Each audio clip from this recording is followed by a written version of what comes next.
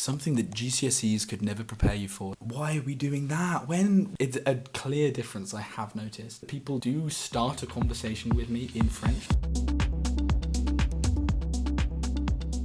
Hello, I've spent 2 months in Montpellier learning French, and here are a couple of the things that have taken me by surprise, a couple of culture shocks. This is very Zoella-esque. My Bluetooth microphones have decided that they're gonna just not work, so we're going old school. Bring back wired headphones, you know. Where is the actual hole for the microphone? That is a great question, it's just sort of in there. Dedos cruzados. Désolé d'avoir une petite extinction de voix. Je suis sorti hier soir, c'était Halloween, on n'avait pas le choix. J'étais déguisé en squelette. C'était pas mal le maquillage au final, c'était bon. Peut-être on peut voir un petit peu d'eyeliner. Did it look good?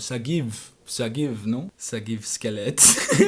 So, first things first, thank you so much for 500 subscribers. That is just not a number that I thought that I would reach. The last video had a way bigger response than I thought it would. Just reading the comments of people saying that they actually found the information useful, I couldn't ask for anything more than that. That's just absolutely fantastic. Thank you so much. This video is going from informative to slightly more fun. I wanted to make a list of some of the things that I didn't expect, things that are done differently in Montpellier compared to the UK. This is the longest I've ever spent away from the UK, so it's no surprise I'll notice a couple of the things that are done a bit differently. There's a chance I could get things wrong, so if there's any cultural nuance that I've missed, by all means correct me in the comments. To start the list off, I'm just going to list a few fun little things, because I love fun little things. Start off, number one, the blinds that cut out 100% of light. This is fantastic. I'm a massive fan of that. I'm a professional napper, so game recognises game in this situation. I fucking love napping. I fucking love Lucozade. I fucking love it. I fucking love Lucozade. I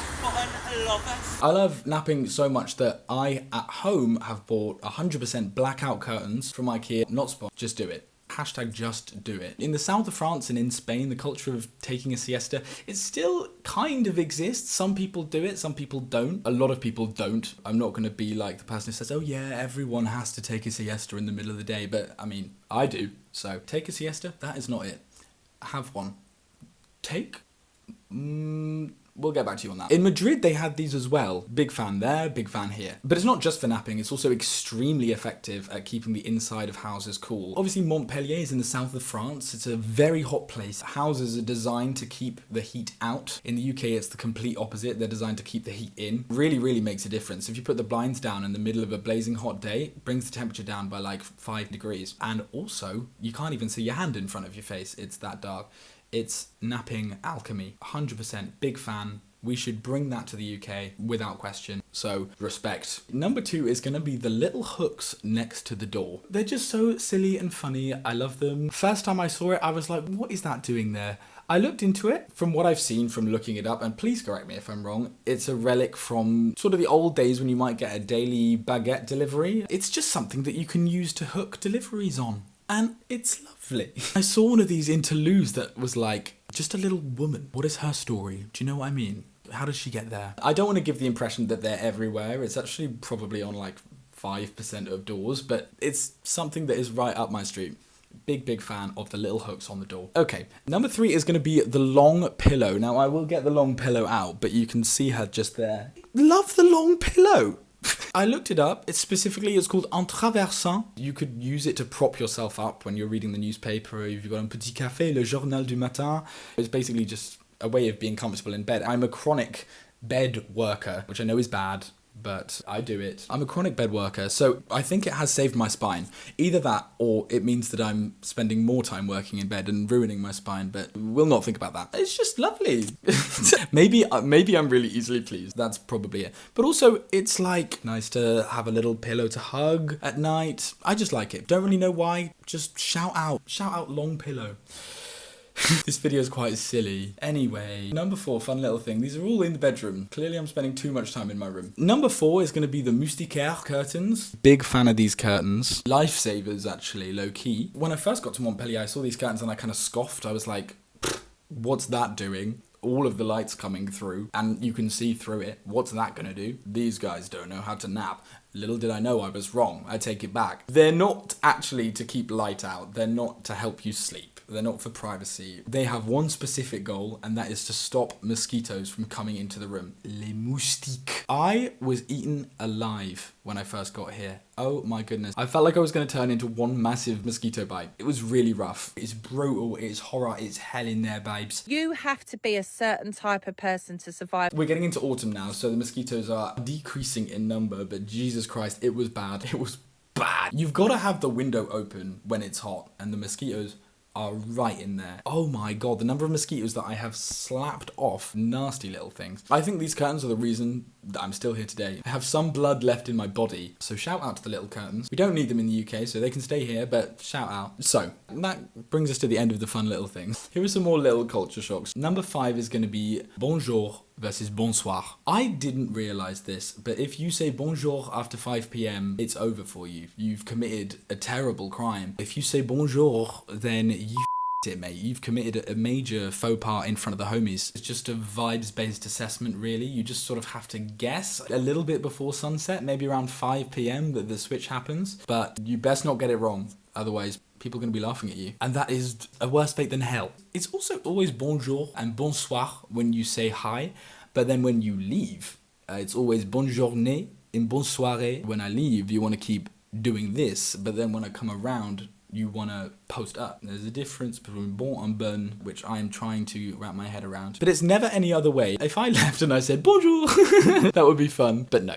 No. Also, people say salut when you leave places. What is that? Why are we doing that? When? What? My French GCSE brain is crumbling. Like, hello? I've learned it as synonymous with hi. Imagine if you left, you were leaving, and people were like, hi. But yeah, that's happened. I've been in groups of French people, and I'm leaving, they go, salut. Something that GCSEs could never prepare you for. These social rules. Very, very important. Number 6, another small one. Decaf doesn't really exist in France. Maybe this is me being petty. Maybe I need to get over myself. There is caffeinated or there is nothing. You can get a caffeinated tea, or you can maybe get a sachet of instant coffee. I go, est-ce que vous servez de déca? And they'll be like, bah non. You might think, oh, what a shame. Oh, he's complaining there's no decaf, you know. Get a grip. Have a caffeinated coffee. Yeah, you thought, but actually there's a reason. I take ADHD medication, so I can't really drink caffeine. It makes me anxious. There are some places that serve decaf, but you do have to run between shops. Most shops don't do it. And if they do it, it's probably if they do it, then it's probably going to be a little sachet of instant coffee. Not the vibes that I'm looking for, no. So I have to go without. Oh, no. Ah, mais non, quel dommage. There are some days I don't take my medication, so I can treat myself to a coffee. But there is one benefit of this. If it weren't for that, I would never have tried the alternative, un chocolat chaud. Oh my god. Oh my god.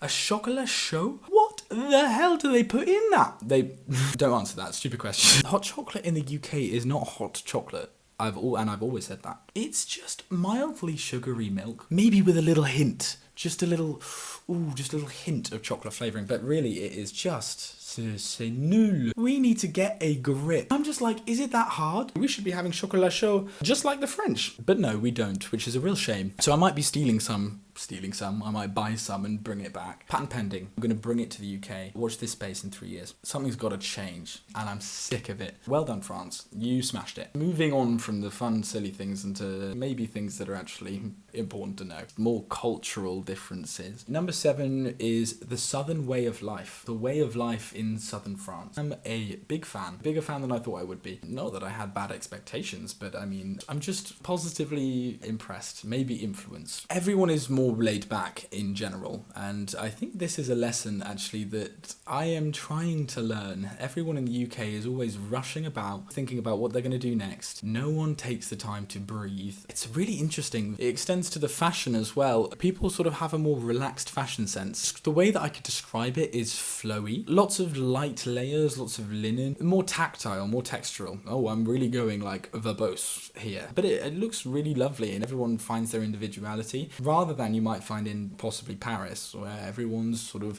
more metropolitan and minimalist, less showing of individuality through clothing. This is my impression of what I've seen. So if I've completely got this wrong. Please correct me. I'm not French, so I don't want to offend, but I'd be interested to know if you agree or if you disagree. I would say that everyone is more laid back. In fact, a couple of weeks ago, I spent the weekend in Paris and I was shocked. Everyone is more standoffish and everyone is more grumpy. That's more like the stereotype that I've previously thought of someone who's French. Maybe I would be exactly the same. You're just trying to get to work in the densest city in Western Europe, and that's before you count the tourists. So everywhere is a massive crowd struggling to stay on one lane, and you're having to give directions and bump past people. I feel like after you bump into 700 people, your patience has been tested. You might feel a little bit, get to the point. And if it was a cloudy day as well, maybe I would be grumpy too. Everyone, make sure you take vitamin D. This is my doctor recommendation. The NHS recommends that everyone in the UK should take a vitamin D supplement. So go to Boots, pick yours up today. A lot of sun really can make a difference to your mood, and not just because of looking at it, from a physiological reaction as well.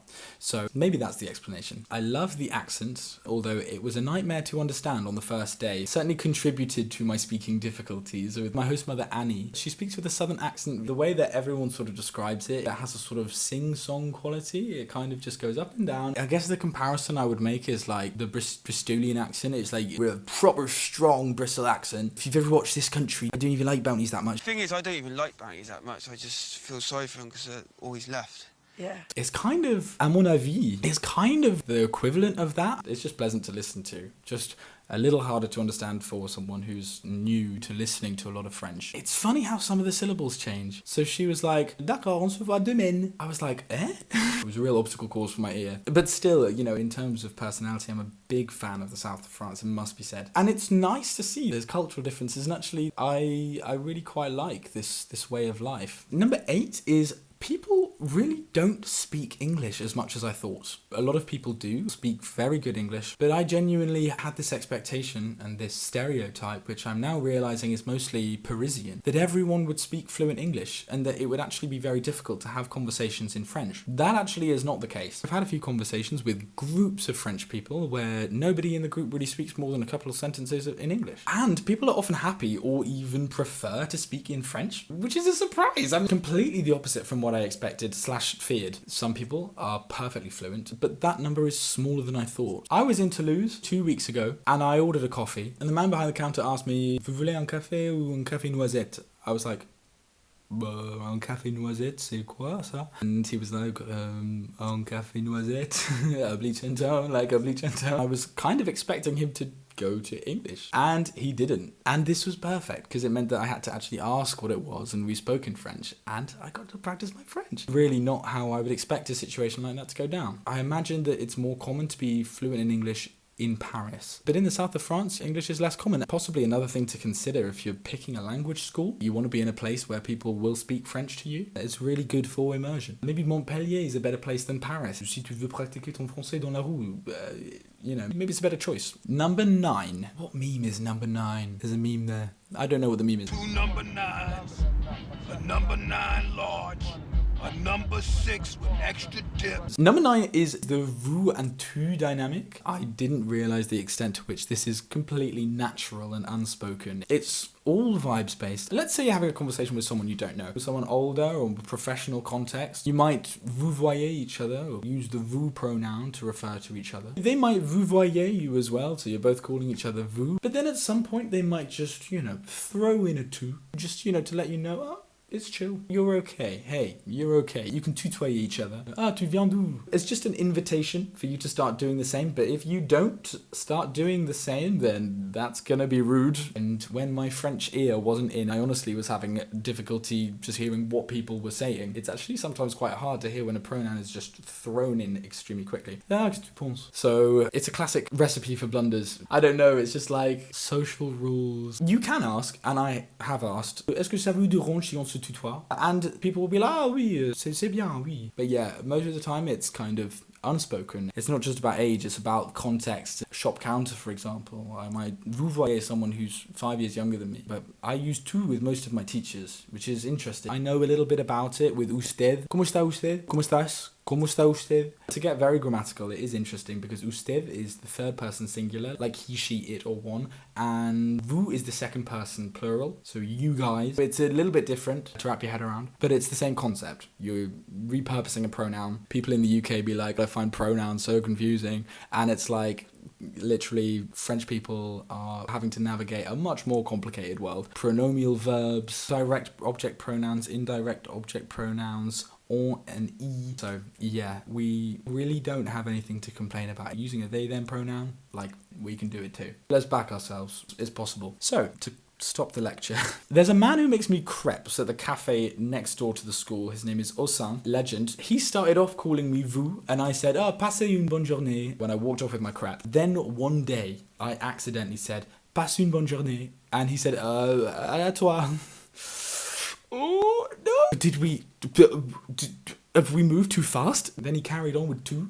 I was like, oh shit, okay, fine, we're besties now. I was like, oh, I've messed it up. Mais c'était pas le cas. Now we're chill. There was one day I went, passez une bonne journée, and he went, bonne journée à toi, bonne journée à toi. I was like, okay, understood. La langue française, c'est plein de péripéties. Number 10 is fun French grammar. I could do an hour-long video about this, but some of the fun little things that I have noticed over the last month is text speech. I love some of these abbreviations. They're so funny and silly. Of course there are abbreviations in French, but I'd never seen them. The addition of English words in French, there's a lot of English words in French, but the key thing is you have to say it with a French accent because the difference between the two is so strong. You actually will not have people understand you if you pronounce it with an English accent. For example, we were in class about 2 weeks ago and one of my English friends was talking about the show Power Rangers, and he asked the teacher, est-ce que tu as déjà vu la série Power Rangers? And the teacher was like, non, c'est quoi ça? Je ne l'ai jamais vu. And we were like, really? You've never seen Power Rangers? I was like, Power Ranger? And she was like, oh, Power Ranger! Power Ranger! Je comprends. And of course, McDonald is very, very important pronunciation. But yeah, there's a lot of English words. You might say, c'est cool, je vais faire un planning. J'adore un challenge. Je travaille en marketing. Je porte un t-shirt.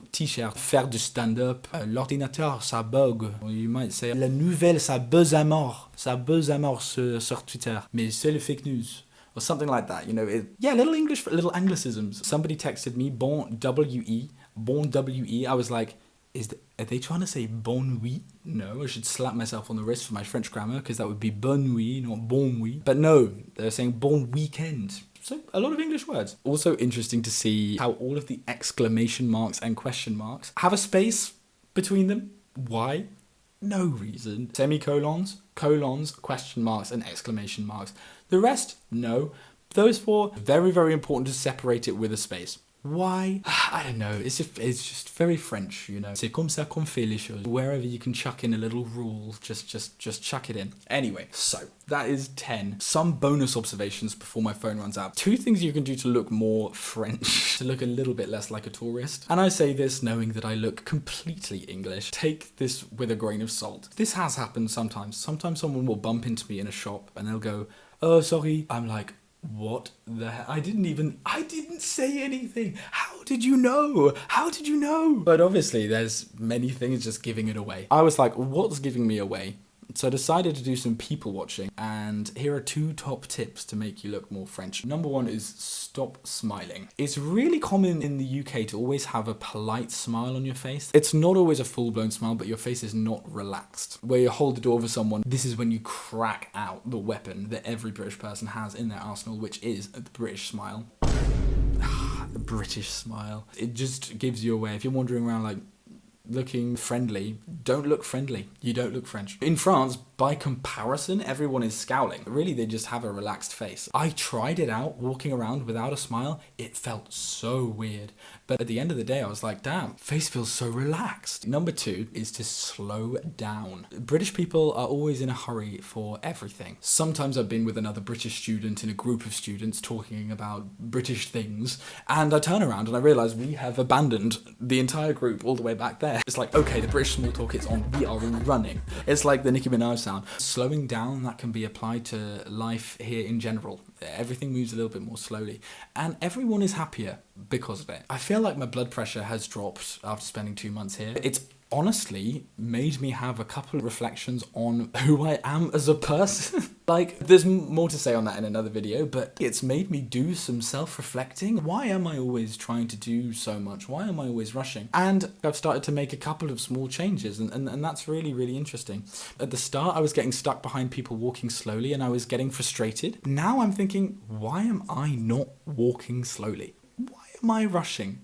Why genuinely am I rushing? It makes a real difference, and it actually makes you happier. It makes you less stressed, makes you happier, even though it's hard to fight against the British soul that wants to just scream when stuck behind a slow walker. Like, is it me? Maybe it's me. Maybe I need to chill out a little bit. But yeah, stop and look at the flowers, look around some shops, take your time. I'm not trying to look French. But yeah, I mean, I have seen that people do start a conversation with me in French more often. It's a clear difference I have noticed. They might not assume that I am French, but they assume that I speak French, which is interesting. So don't smile if you want to look French. If you don't want to look French, then fair enough. Smile away. That's everything for now. There's more to say, but I will save that for another video. Question for you. Tell me what you think about me. Have you stayed in France and had any similar culture shocks? Have you felt the same about anything on this list, or do you completely disagree? Because je me suis trompé complètement. If you have any thoughts or corrections about what I've said in this video, have at it. I'd love to know if I've missed any details, and I would love to hear what you think. And that is everything. So thank you so much for watching. If you like this video, like and subscribe. I think there or there. Thank you so much for watching. I will see you guys in the next video. Thank you. Okay, bye. This is ridiculous. Are you going to make a thumbnail of one of those? I hope so.